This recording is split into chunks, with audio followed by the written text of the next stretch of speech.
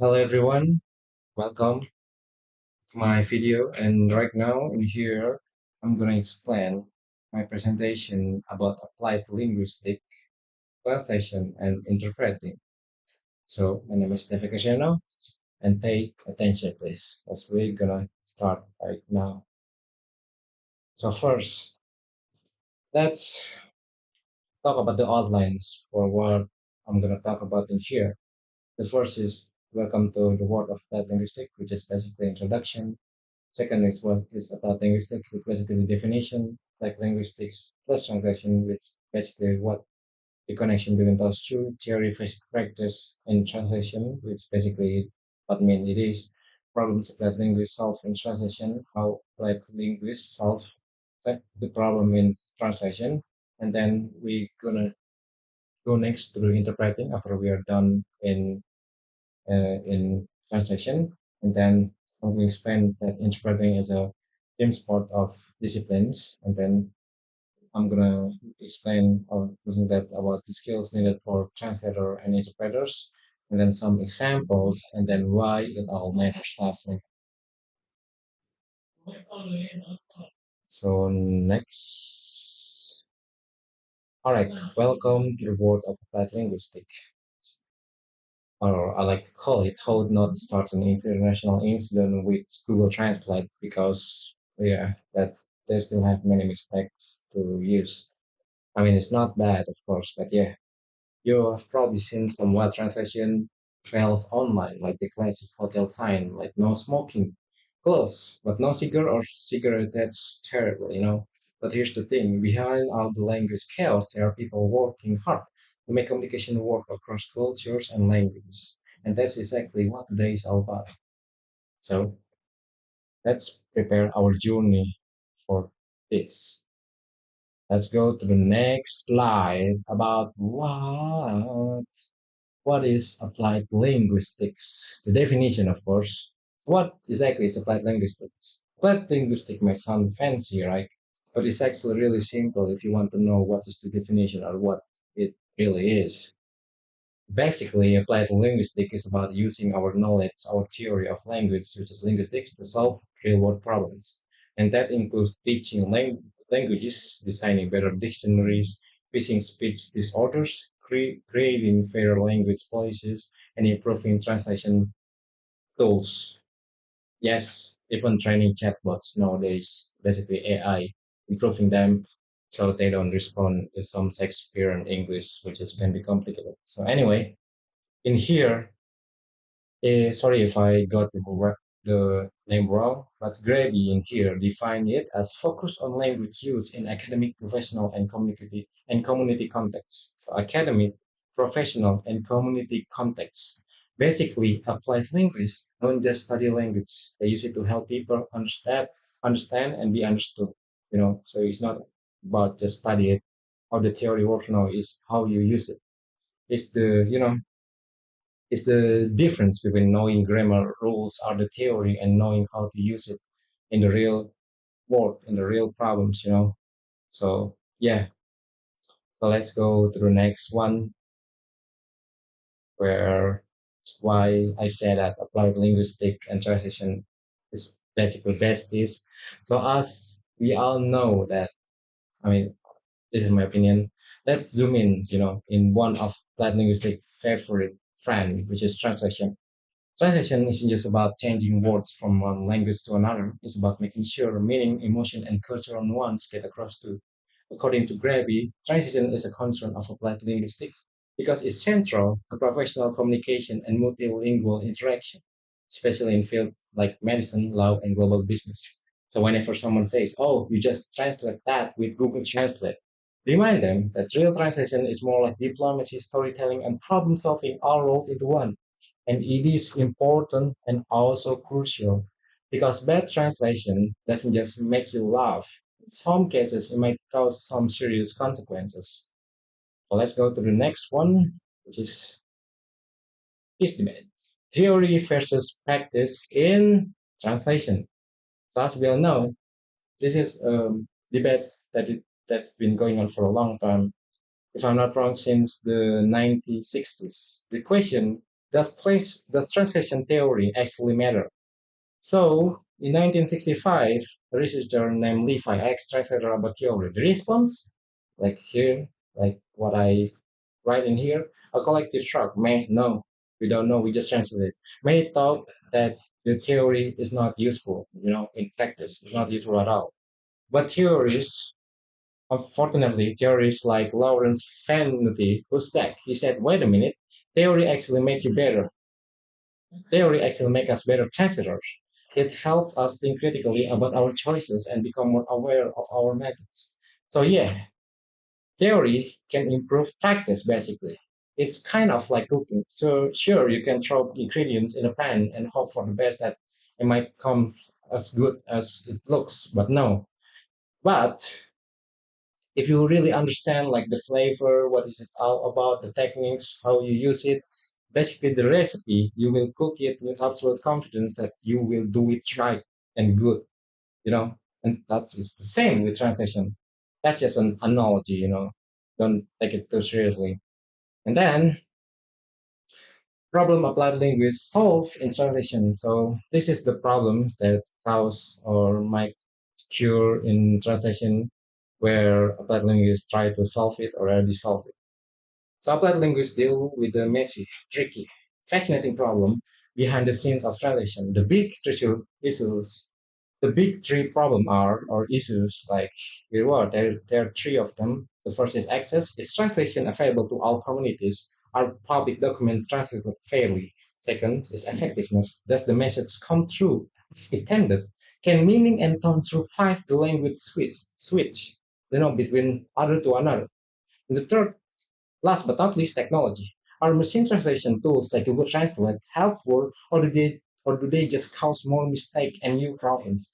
For example, if a hospital gives a patient machine translated document for Google Translate, for example, about medication, and that translation is actually incorrect, that can be a serious risk.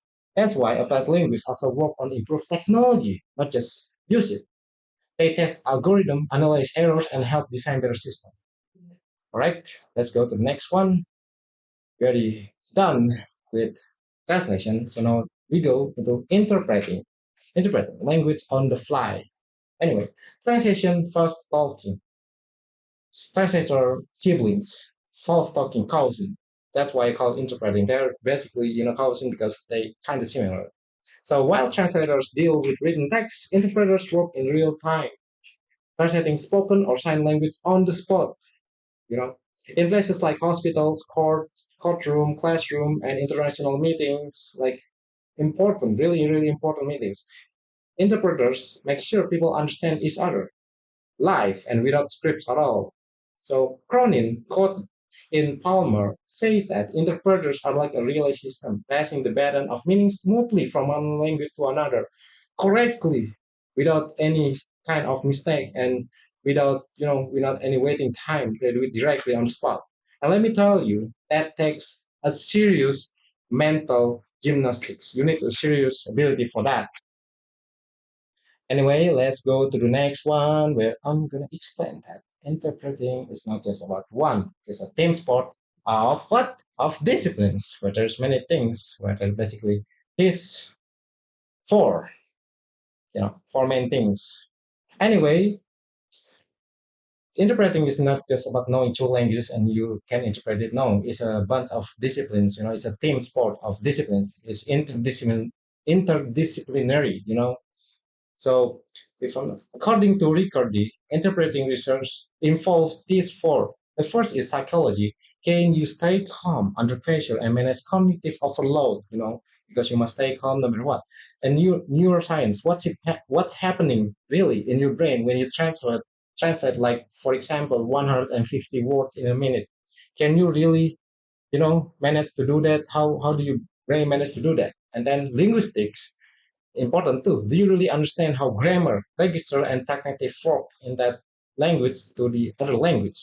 And last but not least, cultural studies. Do you know how to avoid cultural blunders and taboos? Because as we know, different language, different country, different culture. Anyway, interpreting requires stamina, cultural fluency, emotional intelligence, all that. and deep linguist knowledge, of course, like what we are talking about in here, applied linguistics. Think of interpreters like ninja. They're like a multilingual ninja because they are so fast, so precise. Yeah, you can call them ninja, to be honest. And then let's go to the next. It's a skill needed for translator and interpreter. So yeah. So what makes a great translator or interpreter? Sociolinguist Dale Hymas introduced the idea of communicative competence and is still one of the best frameworks today. And here is, I write five competency in here. The first is functional. Can you get the job done accurately and appropriately? The second is grammatical. Are your sentences clear, correct, and natural sounding? The third is cultural. Do you understand how values, belief, and custom affect language use? Fourth, in interactional, can you manage tone, turn taking, and politeness strategies? The fifth, last but not least, social linguistic. Do you know how to adjust your language depending on who you are talking to? Translators and interpreters are not just walking dictionary; they are cultural bridge builders, like I said in here. Good image, right? Helping people connect on human level. So okay, let's go to the next one. So here's some examples. We don't need to be always serious. Here some fun example like translation fails. I mean, these two, if you translate it word to word, this is what happened. Well, fails. It's always funny if you found it with in anywhere actually. Unless you are the one responsible for it, of course, please fix it and be better next time. The first one's to live carefully. I mean, like, sleep carefully. As long we are careful, it's okay to sleep. I mean, thanks. And the next one is do not disturb tiny grass is dreaming. In my opinion, it's not exactly wrong. It might sound poetic, but not really, really helpful in that case. It sounds confusing.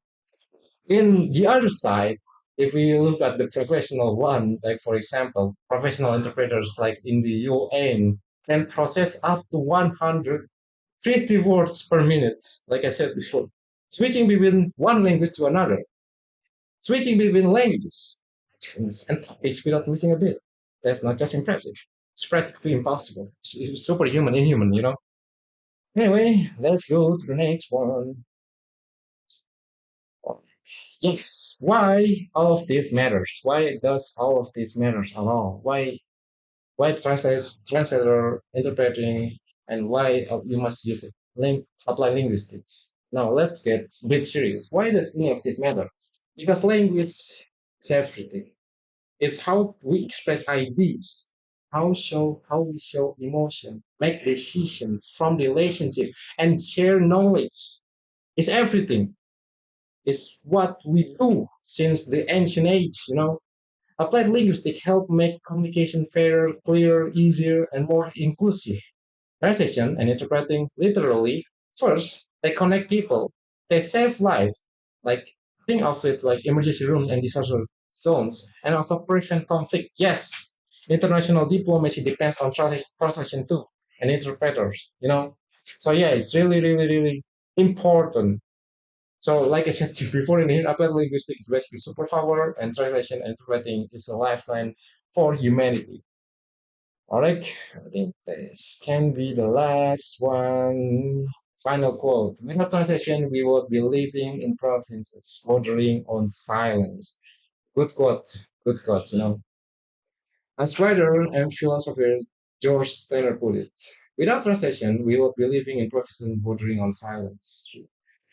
Wow, that hits hard, doesn't it? Basically, darkness everywhere because we cannot use language. Anyway, language isn't just a tool; it's a word. You know, like I give you in here before, like translator, interpreters, and applied linguistics. They're the one that keeping that word open. That you must be thankful to them.